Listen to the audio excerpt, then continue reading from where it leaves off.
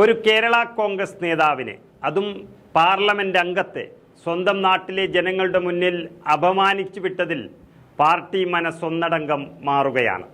നവകേരള സദസ് വേദിയിൽ Kottayam MP Thomas ചാഴിക്കാടനെ മുഖ്യമന്ത്രി പിണറായി വിജയൻ അപമാനിച്ചതിന് കേരള കോൺഗ്രസിൽ അതൃപ്തി പുകയുകയാണ്. തെരഞ്ഞെടുപ്പ് ആസന്നമായിരിക്കുകയുണ്ടായ ഈ സംഭവം പാർട്ടിക്ക് ചെറുതല്ലാത്ത ക്ഷീണമുണ്ടാക്കി കഴിഞ്ഞു. അതിൽ തന്നെ കേരള കോൺഗ്രസ് പ്രവർത്തകരുടെ ഏറ്റവും വലിയ വിഷമം എന്ന് പറയുന്നത് UDF നേതാക്കൾ പ്രതികരിച്ചിട്ട് പോലും ജോസ് കെ മാണി പാർട്ടിക്കും നേതാക്കളുടെയും പ്രവർത്തകരുടെയും വികാരത്തിനൊപ്പം നിൽക്കാത്തതാണ് ഏറെ പുകയുന്നത്. അത്രയ്ക്കും പിണറായി വിജയന്റെ അടിമയായി ജോസ് കെ മാണി മാറിയെന്നാണ് പ്രവർത്തകരുടെ അഭിപ്രായം. അങ്ങനെയുള്ള ഒരു പാർട്ടിയിൽ നിൽക്കുന്നതിൻ്റെ ആവശ്യം എന്തെന്നാണ് പ്രവർത്തകർ ചോദിക്കുന്നത്.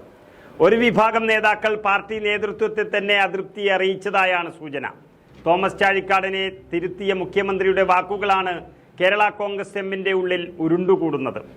മാണി സാറിൻ്റെ നാട്ടിൽ വന്ന് മാണി സാറിൻ്റെ പ്രവർത്തകരെ അപമാനിച്ചപ്പോൾ മാണി സാറിൻ്റെ മകൻ മൗനിയായി നിന്നതിലാണ് അമർഷം. അതിനി കൂടിക്കൂടി വരും എന്നുറപ്പാണ്.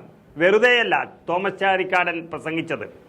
മാണി ഗ്രൂപ്പ് ഇടതുപക്ഷത്തോട് പറഞ്ഞു മടുത്ത റബ്ബർ സബ്സിഡി ഉൾപ്പെടെ വേദിയിൽ പറഞ്ഞ തോമസ് ചാഴിക്കാടനെ മുഖ്യമന്ത്രി അതേ വേദിയിൽ വെച്ച് അപമാനിച്ചത് തട്ടകത്തിൽ വെച്ച് മുഖത്തേറ്റ അടിയായി മാറിയിരിക്കുകയാണ്.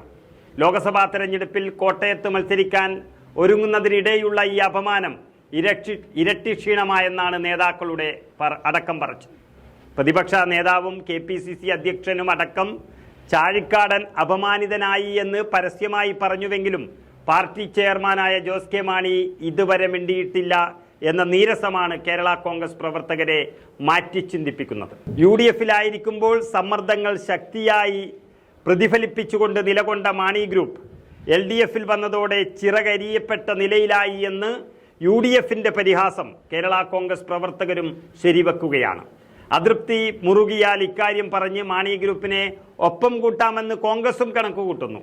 പരാതി പറയാൻ അല്ലെങ്കിൽ പിന്നെ നവകേരള സദസ് എന്തിനെന്ന ചോദ്യം മാണി ഗ്രൂപ്പിന്റെ ഉന്നത നേതാക്കൾക്ക് വരെ ഉണ്ടെങ്കിലും തെരഞ്ഞെടുപ്പ് അടുത്തിരിക്കെ CPMനെ വെല്ലുവിളിക്കാനുള്ള ചങ്കൂറ്റം അവർക്കില്ല. പക്ഷേ മധ്യ കേരളത്തിലെ തെരഞ്ഞെടുപ്പ് പ്രവർത്തനം CPMും കേരള കോൺഗ്രസും ഒന്നിക്കാത്ത തരത്തിൽ തകരുമെന്നും ലോക്സഭാ തെരഞ്ഞെടുപ്പിന് ശേഷം കേരള കോൺഗ്രസ് അവരുടെ വഴി നോക്കുമെന്നുമാണ് പ്രവർത്തകർ പലരും പറയുന്നത്. പക്ഷേ പിണറായിയുടെ അടിമയായി ജോസ് കെ മാണിക്ക് ഇത് വലിയ ആകാംക്ഷയാണ് വരുത്തിയിരിക്കുന്നത്.